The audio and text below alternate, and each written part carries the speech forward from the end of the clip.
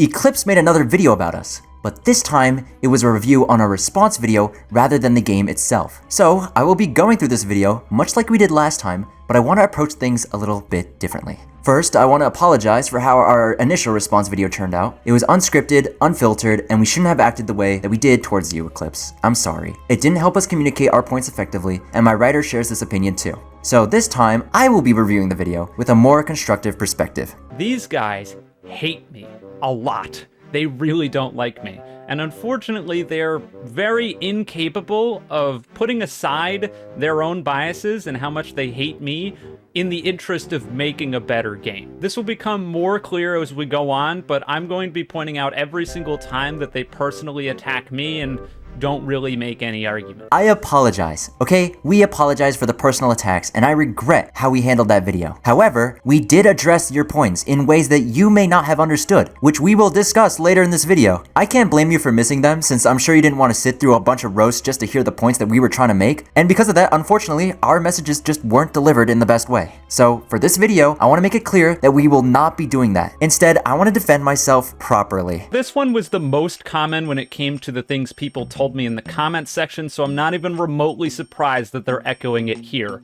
But let's just make this 100% clear. We need to pay our developers is not an excuse here. To develop a game, we need funds. This is how games are made. This is how developers are paid. The money goes towards making the game better. We have more than just those 12 developers actively working on the game. The credits list in the game is somewhat outdated too, because behind the scenes, we've had to hire additional developers and contractors to help with the next update. We pay developers because it's crucial to get updates out to make this game truly worthwhile, rather than leaving it as an unfinished product. Look at all these people. Look at all of them. Not only that, but presumably most of the stuff that you're paying these other people to do is window dressing. So the game functions. That's why we released it as an alpha for 50 Robux. But now that it functions and the backend is complete, we mainly need to focus on the window dressing and the quality of life improvements that enhance the game. For the current alpha, we're also working on content updates that will add more gameplay that will extend the experience. You're right, these are not things that we need for an early access game. These are things that we need to get done so that we can get out of the alpha phase. This is what your resources are going towards, the future of our development project. The hypocrisy in expecting people to pay for you and then following that up with don't expect a lot from the thing that you're paying for? Come on. We've made it so clear, even in the game's title, that this is an alpha. So you shouldn't expect so much. By paying for the game, you're not only just buying an unfinished project, you're also investing in its future. The money goes entirely towards development, so you can expect significant improvements down the line. The guy arguing these points, and for a predominant amount of this video, the person who makes the most arguments here is a writer for this game. Seriously? I hope for your guys' sake that you're not considering this guy as a valuable member of the payroll, because this game is not a story-driven game, whether you like it or not. And if you're attempting to make this a story-driven game, you have failed catastrophically. Our game is currently unfinished, and I cannot stress that enough. When we released the alpha, we wanted to get the gameplay out first, and then the story would have came out later after we had completed most of the work on the towers. The game does have a story, and it's so deep, complex within a world that we've created. In our next update, we're adding even more characters, dialogues, and world quests than there are towers. This game will lean more into its story once it's finished, and I don't understand why my writer making arguments for me makes them any less valuable. In fact, I would make the same points myself as I am right now. It's disappointing that you think someone of his talent wouldn't be worthy of being on the payroll. He's one of the driving forces behind the game and the reason we can plan out what happens next. Not just in the story, but also the world environments, the tower themes. The whole reason that the game has its unique theme and charm is because of the story. You've proven just now in your own video that you have a builder and you have a scripter, and that is more than enough. I don't even know where to start with how wrong that is. This game depends on so many people working together, far beyond just Eric and me. And even more so with our next update. If you want to see what a tower game would look like if it was just a builder and just a scripter, then go look at Voidal Towers. That game was Eric and I's first attempt at a tower game, focused solely on basic gameplay and towers. It served as a starting point for this project, where we introduced many elements that neither Eric or I could ever make on our own. Some examples include the boss fights that have their own animations, their own models created by our modeler and animator, cutscenes that were animated, voice acted, cutscenes that have original soundtracks. Every area of the game has an original soundtrack. The game just has a higher overall production quality, and that goes far beyond whatever Voidal Towers could ever achieve. If we ever want to escape alpha, we need these people. But just to make the point clear 100% again, using "we need to pay our developers" as a deflection for criticism for having to pay for the game is not the defense that you think it is. Constructive criticism is always really helpful for us and any developer. There are genuine critiques that you could have made about Tower World that focus on the actual content and how we can improve it. However, your video didn't do that. Instead, it questioned whether our game was a scam and suggested, based on the title, that you believe it is, simply because it has paid access. You misunderstood why the game is paid access, assuming that you were paying for a finished product. You just treated it as a finished product. To clarify, this isn't about deflecting criticism. It's about addressing your uninformed comments that show a lack of proper research. And if you want to ask people for money in order to support your game and make it happen, that's what donations are for. Not making people pay for the privilege of playing your undercooked, underdeveloped video game. But here's the thing, we're not forcing anyone to pay for Tower World. We could have simply asked for donations, sure, but in a way, we're already doing that. But instead of just letting you give us money, and in return we promise that we're gonna work on the game, your 50 Robux donation gives you access to the progress firsthand. You're getting value for your money. Of course, you don't have to contribute if you don't want to. If the game is not good enough for most people now, why are you making people pay for a subpar product? That's just bias, because there are people who enjoy the game in its current state. Again, you are completely missing the point, and I don't understand how it's not getting through to you. The game is in a playable alpha state. So if you want to check it out, go right ahead. You know what to expect. And despite what you say, we're not forcing you to play it at all. In fact, like my writer mentioned in the original video, I recommend waiting till the game has plenty of content, or better yet, just wait until the game is free if you're that uncomfortable with playing an unfinished version. You're telling people, hey, trust me, bro, we're gonna continue working on it. Eventually, we're gonna make the product that's worthwhile and your money will have gone towards something. But then you're also telling those people, oh yeah, but for those people who don't pay us now, they'll get something better later on. If you're a player and you choose not to pay for alpha, it's not gonna affect you. You're just missing out on early versions of the game from the ground up. In the end, everyone will have the exact same experience, whether you paid for an early version or not. There's no real point to this argument, so I'm not even sure why you brought that up. Not only that, but trust me, bro, doesn't really make a whole lot of sense when your last update to your game was in May. You have not added meaningful content since May, and it's trust me, bro. Really? We are still actively working on the game. Our last update was in June. We promised our community one of the biggest updates yet, and we are continuously working on the game and staying active in our community Discord. We have regularly posted updates and leaks in our Discord server. The next update is taking a bit longer because it is a really big update. It represents a significant milestone in development, moving us closer to leaving alpha. But I get it, you wouldn't know that. You don't trust us. Even if some of the developers that we have go temporarily inactive, there will be other developers to fill in. And if anybody watching this wants to see our progress, we encourage you to join our Discord server. I'm gonna be honest with you guys, you were very, very quick to jump onto my video and talk about how bad it was. Maybe dedicate a little bit of that time to actually developing your game. You do not have insight to how our development process works, so it's not your place to comment on our internal operations. When we saw your video, we simply just had a watch party, which only took up about an hour of our day. Nothing was rehearsed or planned, and we didn't discuss or formulate any response beforehand. You know, that's probably why our initial response seemed a bit disorganized compared to this one, but it still addressed some valid points. Rest assured, this doesn't affect our development at all. We are still on track and working work diligently. When you take a look at an indie game on Steam, it's like $5 and you get pixelated graphics, and then you walk over to the AAA aisle and everything feels more quality, which is, like I said, true to an extent. Not in this case, and not in the cases of a million other games. Remember Bloxburg. Okay, so just to be 100% clear, your argument here is that because other people put out shitty paid access games on Roblox, your paid access game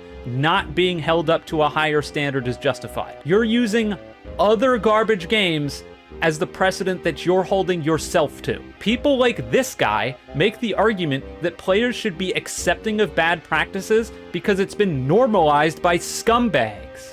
This one was so weird. This was not even close to the argument that we were trying to make. So I think right here, this is just you misunderstanding our point. So let me just explain it a little bit more. In this point, we did not call out Bloxburg for being bad as a way to just justify our own paid access game. It was because Bloxburg's development process mimicked the same process that we wish to follow. Bloxburg released as a paid access game for 25 Robux with the promise of using that Robux to further development the paid beta, until eventually they had enough content to be free. We were trying to parody that situation to our own by saying that once our game was in a complete enough state, we would release it to the public. We had no intentions to demean Bloxburg. We were just simply using it as a way to show how we wanted to handle our early access release. We don't have, or at least Franco at the time, does not have the skills to do that. The issue is we need to pay them. So that's why this game is in early access. So to paraphrase, we don't have the skills to do that, so instead of learning those skills, it's now our players' responsibilities to pay for us to get people who have the skills. I don't think you fully grasp how challenging it would be to acquire these new development skills. These are specialized roles, and we're not attempting to cover them all by ourselves. Just as a waiter isn't also going to be the chef, a programmer isn't also going to be a part of the marketing team. Each of us has specific roles, and mastering a new skill can be incredibly difficult and time-consuming, requiring months or even years of practice. This would slow down development significantly if we even attempted that. We still need more developers who are experts in their respective fields. Now that he has an actual, strategy to earn money, which is to be negative about things, he's going to shit on this game. You're kidding me, right? You're actually joking. Well, this teeters on the edge of you not doing research, but I think my actions speak for themselves. I wish you wouldn't directly misrepresent my YouTube channel, but whatever. Actually, we did review your channel, and we recognize that you are a reviewer. While many people enjoy your content, and you may have provided valuable reviews in the past, your critique in this video for Tower World did not highlight your usual expertise. Even the feedback in the original comment section on your video suggests that your original points were so far off the mark, it completely misinterpreted the game's intentions. And by the way, this isn't the first time you've done this with games in this genre. Right, so cringe voice acting is still cringe voice acting. And if you can't make it not cringe, then don't put it in. And again, you cower and hide behind it just being a Roblox game, and that we have no standards on Roblox. But that's just sad. That's what that is. You should hold yourself to a higher standard, man. I believe the voice acting in the game is just a matter of personal taste. While you might find it cringeworthy, others have really expressed their appreciation for it. In fact, Scrapper's voice acting received so much positive attention that it even outshined Tower World in social media. And as for high standards, moving forward, our next update will feature even more voice acting, but this time provided by experienced indie developers with professional backgrounds. We're also working on revising some of the existing voice lines, so after these updates, if you still find the voice acting cringe, that just might be a matter of personal opinion. Thank you for your feedback, but also, you didn't even explain why you thought it was cringe in the first place. There's no actual fighting going on. It's literally just kind of downgraded bullet hell. And the fact that you're going to give this, of all things, the A-OK, kind of weird. It goes to show how backwards some of this guy's opinions are. Like, even when I say good things about the game, he needs to find some way to spin that into me looking bad. It's like, oh, well, you thought that was good? Well, you're wrong. That part of our game sucks, and it's not even close to the best part, and that's why you don't know what you're talking about. It's like, dude,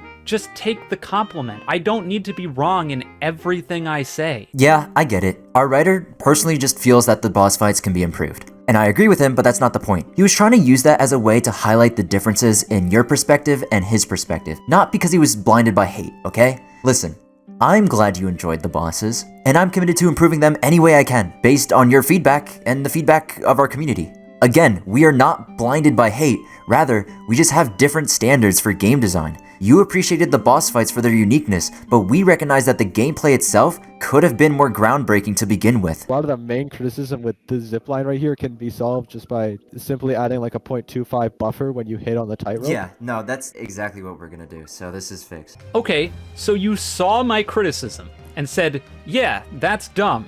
Let's fix it. And then you did. So why are you harping on this like I said something wrong?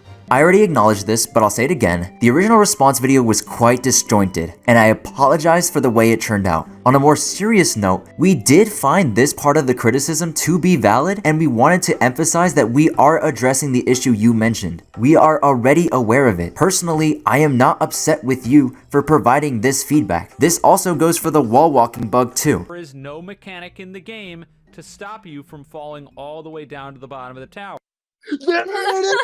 No way! Dude, wait until he finds out what the R key does. He's gonna shit himself. So this is the one thing that I definitely just have to take the L on, because there's not really a whole lot I can say to defend this, and that's fine. People make mistakes. These guys do make a way bigger deal out of this than it should have been, and it's really easy to just go, oh my god, what an idiot, look at this moron, it took him 2 more seconds to respawn every time he died, ha, what an idiot. But wouldn't a better reaction to this blunder in my gameplay be, well, our player played through the entire game and didn't realize that you can press R to go back to their last checkpoint. Well, let's try to figure out why that happened. Yeah, that was harsh. I want you to know that after seeing this video, we are taking steps to completely redesign the new UI. This new approach will make it so much easier for player to navigate the checkpoints. I know later in the video you suggest we should include this mechanic in the tutorial, and I do think that's a good idea, but we've decided we're going to implement a prompt that will appear on the screen when you fall below your checkpoint, reminding you to press R. Additionally, I also want to improve the checkpoints themselves by adding a flag that will appear in the center and a message on the screen that will indicate when you've reached the checkpoint. In my opinion, the second that you charge people money, you are open to all manners of criticism. No amount of early access, no amount of beta, none of that can save you. We actually agree with this point. We are open to criticism, and we accept and understand that people are going to criticize our game on the qualities and aspects they don't appreciate, or they just don't believe the game has. Even though it wasn't the greatest response, we did listen to the gameplay complaints and issues that you had with some of Tower World's mechanics, specifically the tightrope and the wall climbing.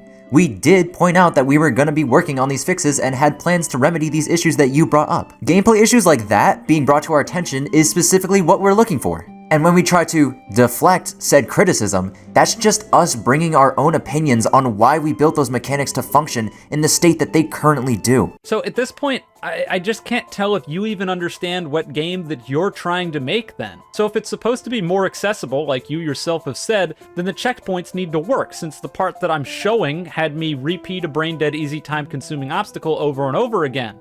So I get to the more difficult area, I fall off, and then I have to do the brain dead easy obstacle again. And the thing is, there's nothing fun about that when the rest of the game hasn't really had this problem up until this point. So you're gonna have to make up your mind here. Is it accessible with checkpoints that are well placed, or is it a tower obby where if you fall you have to reset from where you fell to? So for this one, I think we need a little bit of background context to understand why we made the decision to spread the checkpoints throughout the tower. Tower World is primarily based off of JTO, a similar tower obby game where players scale towers that usually consist of 10 stages, or floors as we call it. Since there are no checkpoints in JTO, when you fall, you have to restart from wherever you land. This adds a sense of difficulty and risk, and a good portion of the development team grew up with JTO. So we wanted to make our own spin-off of the series with our own lore, world, and characters. However, we understood that the no checkpoints aspect of that game would deter many casual players. They would get disheartened after watching all their progress disappear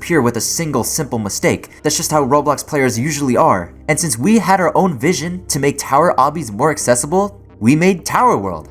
Every floor of these 10 floor obbies would have a checkpoint allocated to it somewhere at the start of each floor. Maybe a little less, maybe sometimes a little more. When you play the other game modes in Tower World, we wanted to give it the classic tower obby feel by removing all the checkpoints. If you tried Risky Run, Blackout, Quicksand, or even Speedrun, you'll find out that those are entirely checkpointless. That is our test of the player's skills and ability. If there is an inconsistency with the floor of a tower where one part feels baby easy and the other part feels astronomically harder, that is, for us, less of a checkpoint issue and more of an issue with the balancing of the difficulty of that section in the area. And we'll look into what made that section harder and see if we can remedy it. This is like I didn't do my research type situation where if you went back and tried risky run where the hazards are actually a big threat. I didn't do my research, and yet you left this in the video. After you had to have watched all of the stuff that you recorded, you still left this in. I mentioned other modes. Yes, you mentioned other modes, but you chose not to play them, so you didn't actually experience them firsthand. You don't need to do extensive research to enjoy a game, but to provide meaningful criticism of the game modes, it's essential to play them. Instead, it appears that you only reference their existence without engaging with them whatsoever. We don't expect you to die on the death blocks. If you're not expected to die to the death blocks, then they're pointless. And I don't know how you could say this out loud without having it trigger some sort of thoughts.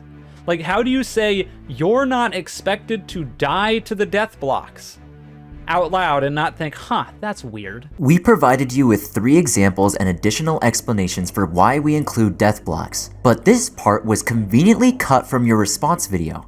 The reason why you're not dying to the death blocks is because the obbies are not centered around the death blocks, are centered around the gameplay. The death blocks are just either, one, there is indicators telling you, hey, maybe don't go here because this is not the intended path, or 2, little obstacles you could avoid, or 3, risky run nightmares. Not to mention, the towers are, in the starting world, are generally pretty fucking easy. The death blocks do pose a challenge to players, by the way, particularly in risky run. If you didn't find them difficult, it's likely due to your skill level. As we continue to add more towers, the difficulty will increase, and even players of your skill level will eventually find the death blocks to be challenging. This game being short completely invalid because you refused to do the side stuff. You refuse to interact with all the other mechanics we put in here. Replaying the exact same level is not side stuff. You cannot decide that replaying the same thing again is side stuff. That's not how that works. It's reusing the exact same level that you've already played. I do not need to address anything else you say on this any further because this is not side stuff. It's just replaying stuff. It's filler. So this just shows that you don't know what the side stuff is because you perceive them as mere filler. However, we designed these elements and this part of the game to add uniqueness to each mode through modifiers and challenges that enhance the player's experience. In the future, yeah, I'd like to make more side stuff significantly alter levels, adding new sections that weren't originally in those levels. But did you know that this is already somewhat true in Risky Run, but you just didn't explore that aspect at all? All right, so hear me out. Instead of putting in effort into having people replay the same levels over and over again, maybe make more levels.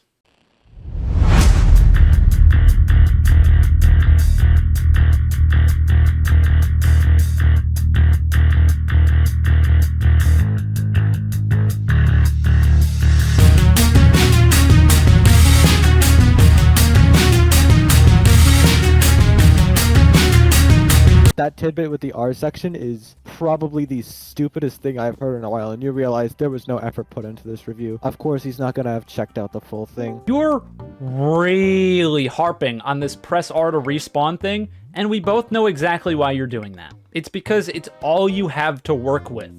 I made one mistake. Literally one of them. And you have ran with that, trying to discredit my entire video. And not only that, but my entire channel off of me making a singular mistake. That was literally the only other time that we brought that up, and I'm sorry. We are not dismissing your video because of the checkpoint mistake. Rather, we're addressing your points and clarifying our reasons for having this game as a paid alpha, as well as why it's not a scam, contrary to the title of your video. And I know what you say later about the title of your video, and we'll get to that point. While your criticism does have some valid points that I personally took to improve the game, and I admit that our response video could have been handled better, the main issue with your video is that it was largely based on opinions and misinformation rather than what was actually presented in the game. It seems that many of your points stemmed from your frustration that this costed Robux. But when providing criticism, It's important to base it on the actual content rather than your perceived issues. The free-to-play obbies don't take you an hour and 30 minutes to complete. Incorrect. Some take 20 minutes, some take 30. So because these hypothetical games are free, even if it does take 20 to 30 minutes, you've not paid anything. So you've not lost any money on it other than, I guess, some of your time. But here's the thing. If a singular, one free-to-play obby takes longer than this, then my point is made. No, there are many games on Roblox that use tactics to keep you playing longer. Not because of the game's quality or the amount of content that it offers, but simply just because the developers want to make more money. You might have a game with a lot of content, but lacking in quality, or a game with limited content that makes you do tasks that are ultimately just a waste of time. Looking at those aspects, it doesn't make the game better than ours, even if it takes longer, because our game focuses on quality over quantity, which is what makes us stand out from other obbies on the platform. I don't want to say that this is a scam. You clearly do, considering the video You is... already said it's a scam in the title. Is this a joke? Okay. It's my turn for personal attacks. I am done with this. Are you fucking illiterate, dude? Can you read? Are you actually brain damaged? You zoomed into the title! I'll read it for you in case you can't read English. Is this Roblox game a scam? That's what it says. Brother, seriously? This one was crazy. Even if you only insinuate in the title that the game may potentially be a scam, coming to the conclusion that you should not, in fact, buy this game really sells the story that it may be a scam. Bottom lines matter, and when your content begins with a question asking if our game is a scam, which then leads to the conclusion that you should not buy the game, regardless of however you may have critiqued it, people will take the start and the end and just run with it. By titling your video in such a clickbait and misleading manner, you have set yourself up to be proven objectively wrong, regardless of your actual critiques on our game. Our game is not a scam. It delivers on what it promises.